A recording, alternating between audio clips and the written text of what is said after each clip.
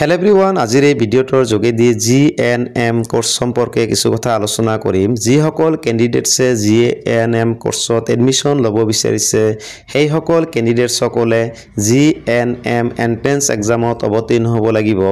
Entrance পৰীক্ষা দিবলৈ হলে প্ৰথমতে আমি অনলাইন এপ্লিকেশন কৰিব লাগিব।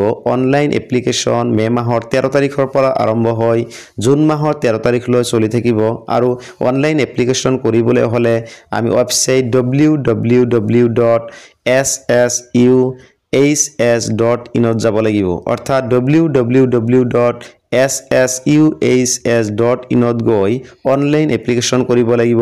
অনলাইন এপ্লিকেশন আৰম্ভ হ'ব মে মাহৰ 13 তাৰিখৰ পৰা আৰু চলি থাকিব জুন মাহৰ 13 তাৰিখলৈ।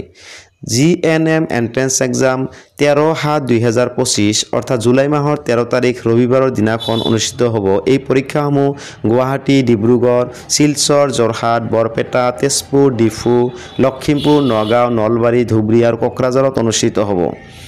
GNM এন্ট্ৰেন্স এক্সাম দিবলৈ হলে বয়স কিমান হ'ব লাগিব, কোৱালিফিকেশন বা যোগ্যতাৰ কি হ'ব লাগিব আদি কথাসমূহ যদি বিশদভাৱে তোমালোক জানিব বিচাৰিছা তেনেহলে তোমালোকে ওয়েবসাইট www.ssuhs.in গৈ চাব পাৰা।